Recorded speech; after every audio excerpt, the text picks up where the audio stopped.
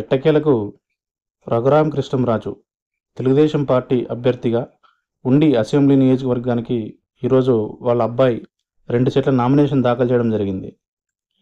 నిజానికి నరసాపురం ఎంపీగా పోటీ చేయించాలని తెలుగుదేశం పార్టీను మరియు రఘురామకృష్ణంరాజు ఇద్దరు తీవ్రంగా ప్రయత్నించారు. బీజేపీతో సంప్రదింపులు, మధ్యలో జనసేన మధ్యవర్తిత్వం, కానీ చూస్తుంటే ఏమీ ఫలించినట్లేదు. మరి ఎందుకో బీజేపీ వాళ్ళు నరసాపురం ఎంపీ మీద అంత పట్టుబట్టుకుని కూర్చున్నారో తెలియదు. ఎందుకంటే ప్రజల్లో చాలా విస్తృతంగా ఒక అభిప్రాయం వ్యాపించింది. జగన్మోహన్ రెడ్డి మేనేజ్ చేశాడు బీజేపీ అధిష్టానాన్ని, అమిత్ షాని. మీరు శ్రీనివాస్ వర్మకి టికెట్ ఇవ్వండి, నేను కూడా గెలిపిస్తాను వాళ్ళని. రఘురామకృష్ణంరాజు మాత్రం టికెట్ ఇవ్వకండి, నాకు వ్యక్తిగతంగా విరోధి అతను అని చెప్పేసి మేనేజ్ చేసినట్టున్నారు. వాళ్ళు కూడా బీజేపీ అధిష్టానం కూడా దానికి తలొగ్గినట్టుంది. ఎందుకంటే రేపొద్దున ఎలక్షన్ల తర్వాత కూడా జగన్మోహన్ రెడ్డితో మనకు అవసరం పడవచ్చు.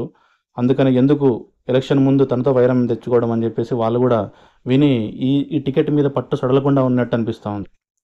ఇప్పుడు ఉండి నియోజకవర్గంకి వస్తే మాత్రం ఖచ్చితంగా తెలుగుదేశం పార్టీకి కంచుకోట లాంటి నియోజకవర్గం అది. పార్టీ పెట్టినప్పటి నుంచి ఇప్పటి వరకు మెజారిటీ సార్లు తెలుగుదేశం పార్టీ అభ్యర్థులే వస్తూ ఉన్నారు. ఇప్పుడు కూడా తెలుగుదేశం పార్టీకి చాలా మెరుగైన అవకాశాలు ఉన్నాయని ఖచ్చితంగా చెప్తా ఉన్నారు. ఉండి నియోజకవర్గంలో ఎవరు పోటీ చేసినా గెలుస్తారు. అది రఘురామకృష్ణంరాజే కాదు, రామరాజే కాదు, ఎవరు పోటీ చేసినా గెలుస్తారు అని చెప్తా ఉన్నారు. ఒకవేళ రఘురామకృష్ణంరాజు గెలిచి అసెంబ్లీలోకి అడుగు పెడితే, తెలుగుదేశం పార్టీ కూటమి కూడా అధికారంలోకి వస్తే, చాలా విస్తృతంగా ఉన్న అభిప్రాయం ఏంటి అంటే సోషల్ మీడియాలో తనకు స్పీకర్ పదవి ఇస్తారు అని చెప్పేసి, తను చైర్లో అలా పైన కూర్చోవాలి, జగన్మోహన్ రెడ్డి అధ్యక్ష అని జగన్మోహన్ రెడ్డితో అనిపించుకోవాలి అని చెప్పేసి రఘురామకృష్ణరాజు అభిమానులు కోరుకుంటూ ఉన్నారు. ఎందుకంటే రఘురామకృష్ణరాజుకి అభిమానులు అంటూ సపరేట్గా ఎవరు లేరు. ఎవరైతే జగన్ వ్యతిరేకులు ఉన్నారో ఖచ్చితంగా రఘురామకృష్ణరాజుకి అభిమానులే వాళ్ళు. ఎందుకంటే తను ఎంపీగా గెలిచిన 6 నెలలు కాకముందే జగన్మోహన్ రెడ్డితో వైరం పెట్టుకొని 5 ఏళ్ళు పోరాడాడు, చావు వరకు వెళ్ళొచ్చాడు, పోలీసులతో దెబ్బలు కూడా తిన్నాడు. అయినా సరే ఎక్కడా చెల్లించకుండా తన దగ్గర డబ్బు బలం ఉంది, అందులో ఎవ్వరూ కాదనలేని నిర్విధవాంశం. కానీ సరే చాలామంది దగ్గర డబ్బు ఉంది, అందరూ ఎంతమంది అలా తట్టుకుని నిలబడగలుగుతున్నారు.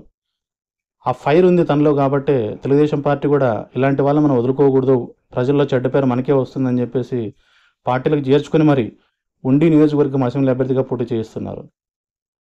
ఇందాక చెప్పినట్టు ఖచ్చితంగా గెలిస్తే తనకు స్పీకర్ పదవో లేదా వేరే ఏ కీలక మంత్రి పదవో ఇవ్వాల్సిందే ఖచ్చితంగా. ఎందుకంటే తను అర్హుడే దానికి. చూడాలి చంద్రబాబు నాయుడు, పవన్ కళ్యాణ్, బీజేపీ వాళ్ళు ఏం మాట్లాడుకుంటారో, ఎలా ప్లాన్ చేయబోతున్నారో. ఒకటైతే నిర్విధామ అంశం ఏంటంటే రఘురామకృష్ణంరాజు ఎంపీగా పోటీ చేయాల్సిన వాడు ఒక మెట్టు తగ్గి ఎమ్మెల్యేగా పోటీ చేస్తున్నాడు. ఒకవేళ ఎంపీ అయినుంటే కేంద్రంలో బహుశా అక్కడ మంత్రి అయ్యేవాడు.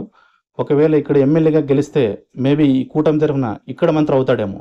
చూడాలి కేంద్రమా రాష్ట్రమా. కేంద్రం ఎలాగూ లేదు.